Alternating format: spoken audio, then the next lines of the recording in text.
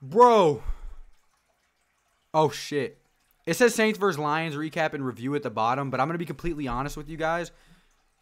I don't feel like stopping and restarting and then editing that. It's pointless. You guys know what game we're talking about today. The New Orleans Saints versus the Los Angeles Chargers. Oh, my God. How did we win this game? We did everything that we weren't supposed to do and still won. That just shows you how good this team can be once we clean up all the nonsense. That's all we got to do. But before I go in and look at all the nonsense, let's go ahead and go over the score. That's the first thing that we need to talk about here. The New Orleans Saints won in overtime, 30-27, beat the Los Angeles Chargers. Absolutely insane. A ridiculous game. The New Orleans Saints were down 3-20. I repeat, 3-20. 3-20 and won 30-27. That is ridiculous. Oh my God, we won that game. So the thing is, okay, a lot of people are upset because this was, in fact, an ugly win. It was not pretty. There was a lot of stuff that we did wrong here. We did a lot of things wrong. It was an ugly win, but the thing that matters is this is the last game of the season we're going to be playing without Michael Thomas.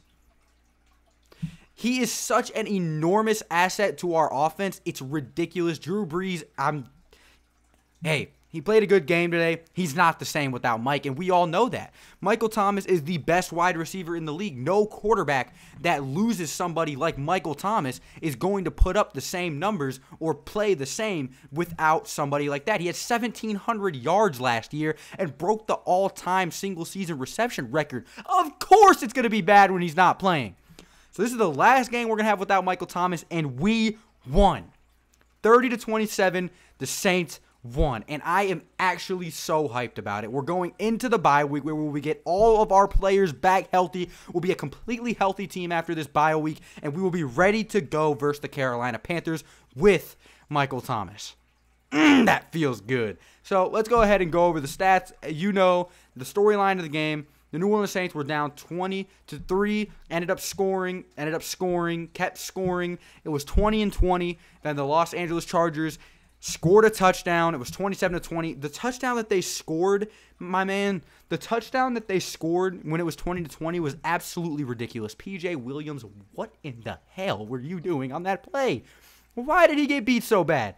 P.J. Williams had a pretty bad, not P.J. Williams. I'm so sorry, P.J. I'm so used to talking trash about you. Patrick Robinson allowed that touchdown to get it to 27-20. He had a pretty game. That touchdown was really bad. Other than that, Marshawn Lattimore, I know what he did at the end of the game, but he had a horrible game. It was bad.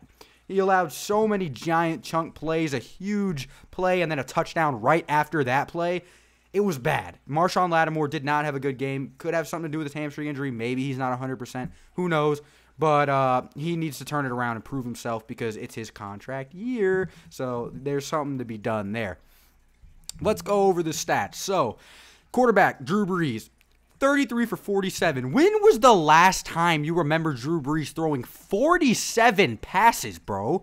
The run game could not get going today. What I liked about today is my man Sean Payton was actually attempting to get the run going. It just wasn't. The Chargers, for some reason, had a really good run defense today. It wasn't going, but he still tried, and I respected that. Drew Brees was 33 for 47 with 325 passing yards, 1 touchdown, and 1 interception. The interception was horrible, but we still won. Taysom Hill was 0 for 1. This man, Taysom Hill, had me so mad until he scored that touchdown. Oh, my God. But good play by Taysom Hill, I guess. Rushing, Alvin Kamara had 11 rushes for 45 yards. First game this season without a touchdown for AK. Hurts to say, but that happened. Latavius Murray had 8 attempts for 34 yards. Taysom Hill had 3 attempts for 13 yards. One of those was that touchdown. Guess what they did? Guess what they did to score? Instead of running to the left, they ran to the right. The Taysom Hill run to the left is dead. Finally. Oh, my goodness. But that happened. Mike Burton had 2 runs for 2 yards. Drew Brees had 1 rush for 1 yard and 1 rushing touchdown. Great job by Drew jumping over the pile like he did. Receiving, Emmanuel Sanders. This dude, this dude won us the game for sure. Went absolutely insane. Drew Brees and him grew amazing chemistry throughout this game. Drew literally trusted Emmanuel Sanders like he was Michael Thomas. 14 targets, 12 receptions for 122 yards with an average of 10.2 yards per reception. Alvin Kamara had 10 targets, 8 receptions for 74 yards. A good game in the receiving category for him as well. Jared Cook had 3 targets, 2 receptions for 52 yards and a touchdown. A beautiful take off the top of the defense. Deep ball by Drew Brees was amazing to see. I'm so excited to see what Drew can do when Michael Thomas is back. It'll open up the field so much. Take 2 defenders immediately and put them on Mike. So hyped about this, man. Did a fantastic job. I already ran over it. Marquez Callaway had 6 targets for 4 receptions and 34 yards. He looked like another threat today. And did you guys see Marquez Callaway in the return game? He did fantastic. I could not believe that shit, dude. He was doing a great job. A lot of his runs got called back from penalties, but it is what it is, to be honest. And then Latavius Murray had 2 targets, 2 receptions for 23 yards. He did a great job. Benny Fowler had 6 targets for 2 receptions. That's got to go for 11 yards. No, sir. Traquan Smith failed to get involved this game. 3 targets, 2 receptions, and 8 yards, and that's our receiving stats. Will Lutz was, again, perfect. 3 field goals made, 3 extra points made on 3 field goals, and 3 extra points attempted. Great job by him.